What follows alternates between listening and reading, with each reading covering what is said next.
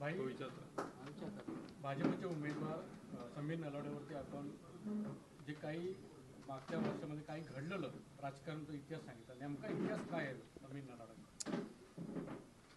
जे भारतीय जनता पार्टीचे प्रतिस्पर्धी जे माझे उमेदवार आहेत, हे उमेदवार जे काही कणकवली शहरामध्ये सत्यविजय विषेंच्या हत्येच्या नंतर झालं, याचे प्रमुख सूत्रधार हे आताचे जे उमेदवार आहेत हेच त्याच्यामध्ये आहेत. प्रत्येकामध्ये वैमनस्य निर्माण करणं, कटुता निर्माण करणं ही त्यांची सातत्याची भूमिका आहे. आणि त्यांचं जर तुम्ही पाहिलं तर ते गुन्हेगारी प्रवृत्तीचे अशा पद्धतीचं ते त्या ठिकाणी उमेदवार आहे. मी तर माझा पालकमंत्री नितेश राणेंना सवाल आहे की ज्यांनी तुमचं घर जाळलं, ज्यांनी राणेंचे फोटे जाळे, त्याला तुम्ही त्या ठिकाणी परत त्या ठिकाणी नगराध्यक्ष पदाची उमेदवारी दिली, तर तो राग तुम्ही त्यांचा विसरलात का, हा प्रश्न त्या ठिकाणी माझा आहे.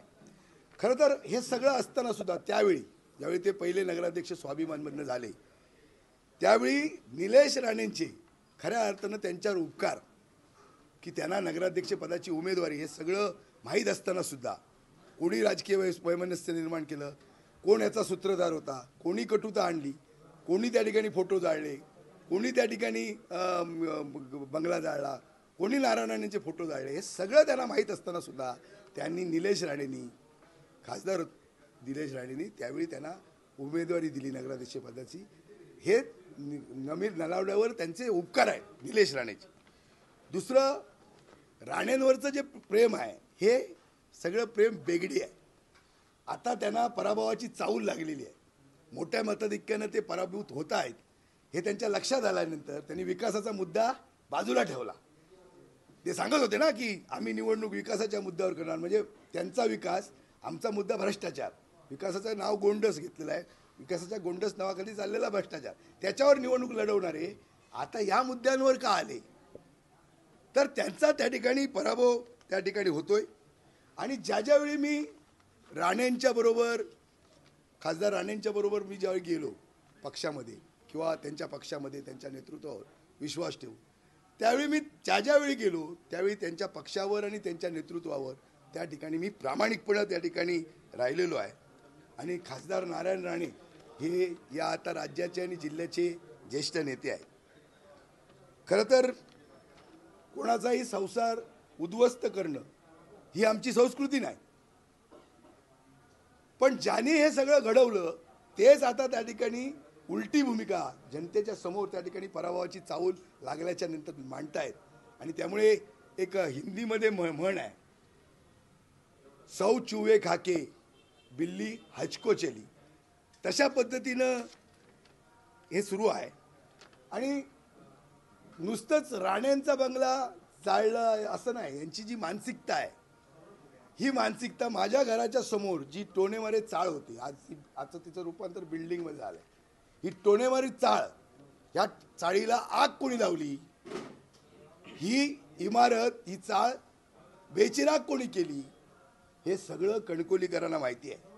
दुसरं, कणकवली एस टी स्टँडच्या समोर जी बिल्डिंग होती, जे घर होतं, जी वास्तू होती, ती रातोरात कोणी तोडली, कोणी ती उद्ध्वस्त केली, मोठे मोठे JCB लावून, आणि ती जमीन किंवा तो प्लॉट कोणी हडप केला, हे शहरातल्या जनतेला माहीत आहे.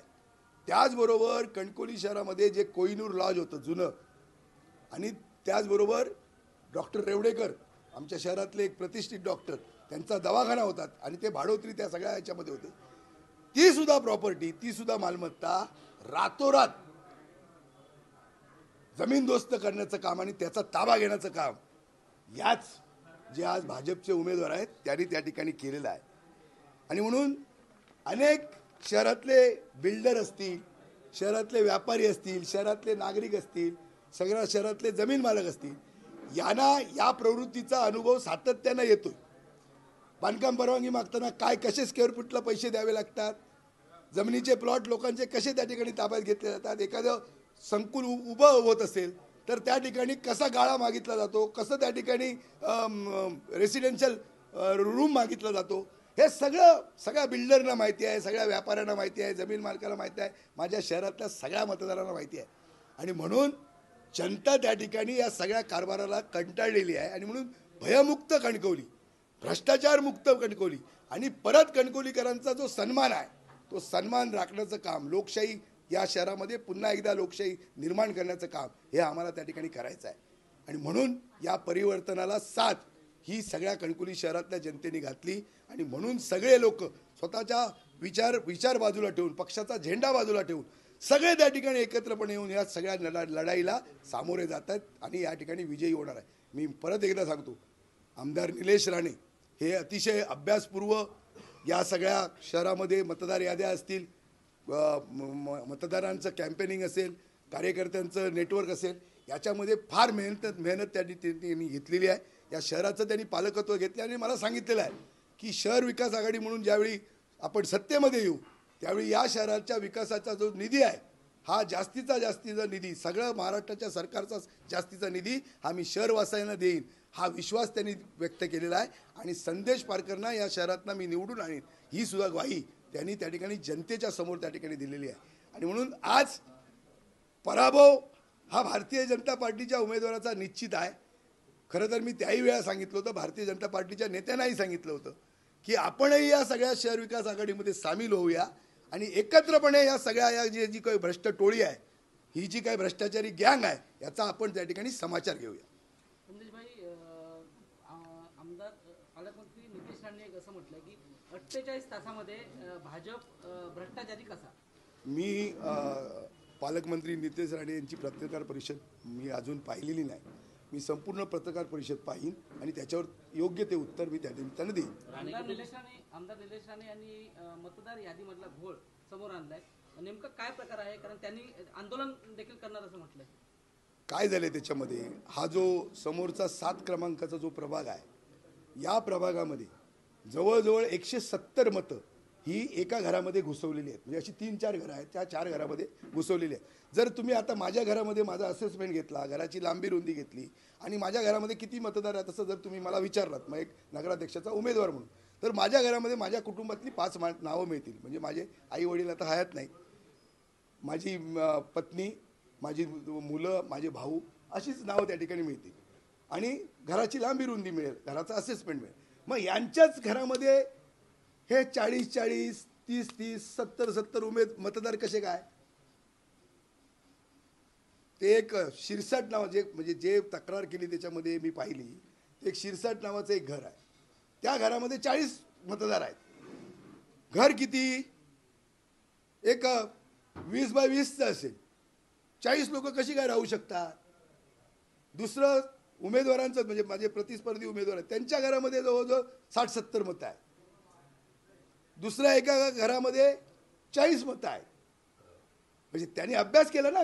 आमदार निलेश राणेंनी या 17ही प्रभागाच्या यादीवर अभ्यास केला, त्यांच्या निदर्शनास आलं आणि मग त्यांनी तक्रार केली. जर बोगस मतदाराच्या जीवावर जर हे निवडून येण्याचं ठरवत असतील आणि पैशाच्या वाटपावर आम्ही जिंकू असं जर ठरवत असतील तर त्याला चाप बसला पाहिजे, त्याला त्या ठिकाणी तशाच पद्धतीनं उत्तर मिळालं पाहिजे. आणि म्हणून निलेश राणेंनी सांगितलंय, मी या शहरामध्ये ठाण मांडून बसलेलो आहे, जर अशा पद्धतीचं बोगस मतदान होत असेल तर ते रोखण्याचं काम आम्ही त्या ठिकाणी करणार आणि आम्ही सगळे शहर विकास आघाडी म्हणून त्याचा बंदोबस्त करू. राणे कुटुंबाबद्दल मला आदर आहे, मात्र निलेश राणेंनी माझ्या घरापर्यंत येता नाही होतं असं समीर नलावडे म्हणतात. काय माहिती त्याला आदर असेल की नसेल मला माहिती नाही. हे सांगण्यापुरतं, निवडणुकीपुरतं असेल आदर. काही लोकांना स्वार्थासाठी, मी मगाशीच म्हणालो वेगळी प्रेम आहे, स्वार्थासाठी आदर कधी कोणाला निर्माण होऊ शकतो. किती पक्ष बदललेत आणि किती, मी आहे ना त्याचा साक्षीदार. कार्यकर्ते आता कुठे आहेत, कोण आहेत, हे कोण होते, काय होते, कणकवलीकरांना माहिती आहे ना, शहरवासियांना. काहीतरी उगाच मोठं काहीतरी सांगणं चॅनलच्या समोर, वास्तव जनतेला माहिती आहे. येईल जनतेच्या समोर, निकालात नाही येईल.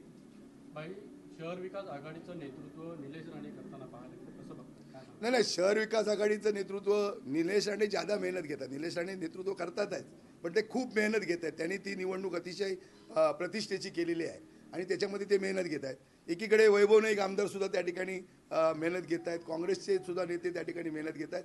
भारिप असेल, रिपब्लिकन सेना असेल, वंचित आघाडी असेल, हे सगळेच म्हणजे एक संघपणे आम्ही एक सक्षम पर्याय शहर विकास आघाडी म्हणून जनतेच्या समोर दिलेला आहे. शिवसेना, शिंदेसेना असेल, काँग्रेस असेल, राष्ट्रवादी सगळे पक्ष मिळून, मनसे असेल, सगळे मिळून आम्ही या सगळ्या प्रवृत्तीच्या विरोधात, या भ्रष्ट टोळीच्या विरोधात, या भ्रष्टाचारी कारभाराच्या विरोधात मैदानामध्ये उतरलेले आहोत.